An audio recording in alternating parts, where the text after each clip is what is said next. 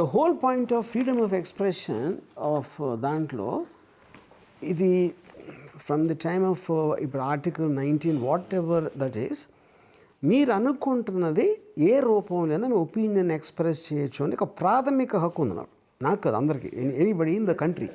అది నేను యూజ్ చేసుకున్నాను. న్యూస్ పేపర్లో కార్టూనిస్టులు గీస్తారు. కరెక్ట్, కార్టూన్ గీస్తారు. నాకు ఎర్లియస్ట్ కార్టూన్ నాకు గుర్తుంది, నాదెళ్ల భాస్కర్ ఒక టైంలో శ్రీధర్ అని ఈనాడు కార్టూనిస్ట్,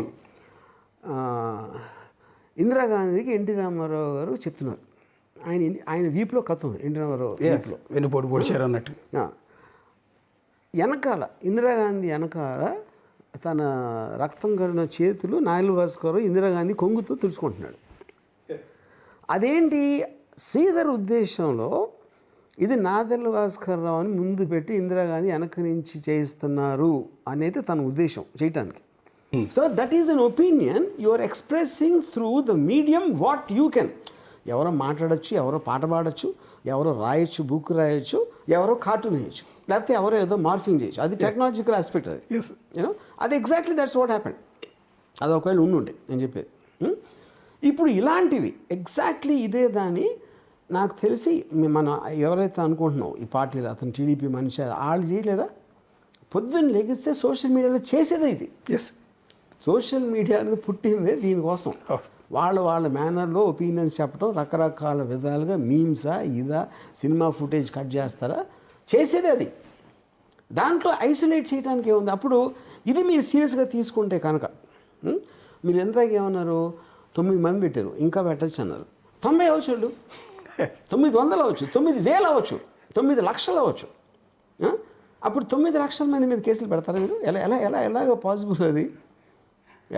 సో అప్పుడేంటి నా పాయింట్ ఏంటంటే, అప్పుడు మీరు రూల్స్ ఫ్రేమ్ చేయాలి.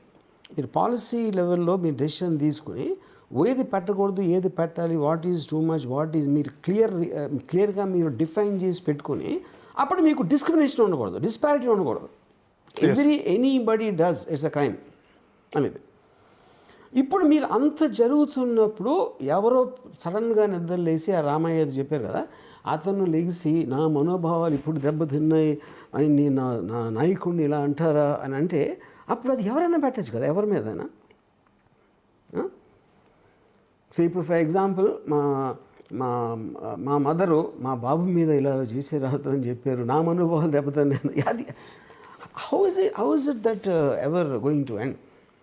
సో నా దృష్టిలో అండి ఇప్పుడు ఇది సోషల్ మీడియా ప్రాబ్లం, నా మీద ప్రాబ్లం కాదు.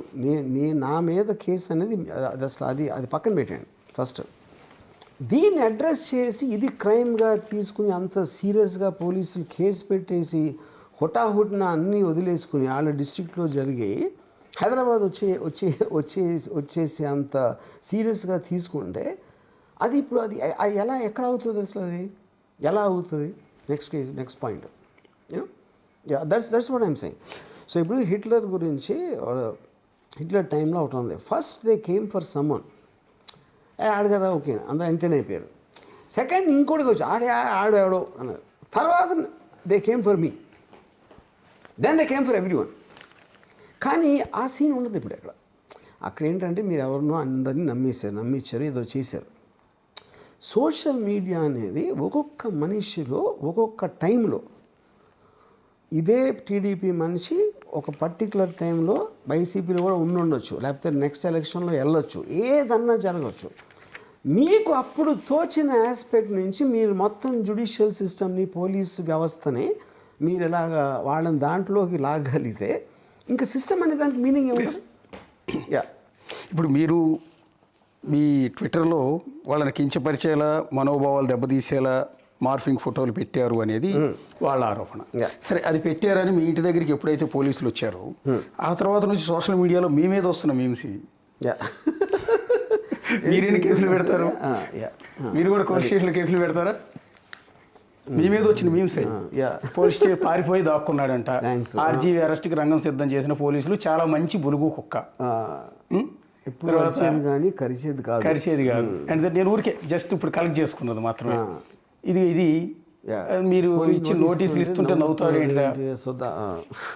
అండ్ నెక్స్ట్ ఇదొకటి, మెంటల్ వరమని పోలీసులు నా ఆ బూతు బాగాలేదు చెక్కేసేలా ఉన్నారు, మరేం దిగులు పడకుండా అన్నిటికీ ఆ ఏసయ్యే ఉన్నాడు అంటే మీరు లేరా సార్ అంటే నేను ఊరికి as a journalist view of పాయింట్లో నేనేమంటానంటే మార్ఫింగ్ చేశారని కేసులు పెట్టారు ఓకే, ఇప్పుడు మీరు కూడా పెట్టి ఇక్కడ దేవుణ్ణి ఏసైని తీసుకొచ్చారు.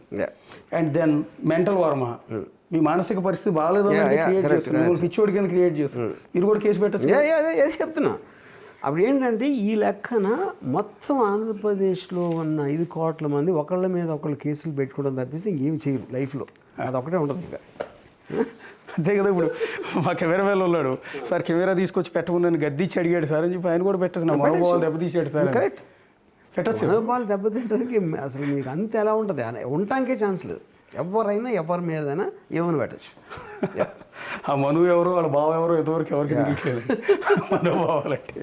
సరే సార్, ఒకటి సార్ మీ మీద కేసు ఫైల్ అయింది, సో కేసు పెట్టిన వాళ్ళని గౌరవిద్దాం, వాళ్ళ మనోభావాలను కూడా గౌరవిద్దాం. నేనంటే వాళ్ళు బాధపడిపోతున్న ఈ కించపరిచారని మీరు పోస్ట్ చేసిన ఆ పోస్టుల గురించి కదా ఈ కేసులు ఫైల్ చేస్తున్నది. ఒకసారి ఆ పోస్ట్ గురించి ఏమైనా క్లారిటీ ఇస్తారంటే మీన్ ఆ సందర్భంలో ఎందుకు పెట్టారు? వ్యూహం అనే సినిమా ప్రమోట్ చేసే క్రమంలో పెట్టారా, నిజంగా మీరు చంద్రబాబును లోకేష్ పవన్ కళ్యాణ్ కోపంతో పెట్టారా? ఫస్ట్ ఆఫ్ ఆల్ నేను సినిమా అన్నదే ఒక సెటైరికల్ ఆస్పెక్ట్లో తీసాను. ఎస్. అండ్ దాని గురించి నేను చాలా ఇంటర్వ్యూలు ఇచ్చాను. అది ఐ స్టాండ్ బై దట్. నేను అది అప్పుడు నేను ఏం ఫీల్ అయ్యాను, ఏం చేశాను అనేది. ఇప్పుడు దాంట్లో భాగంగా చాలా నాకు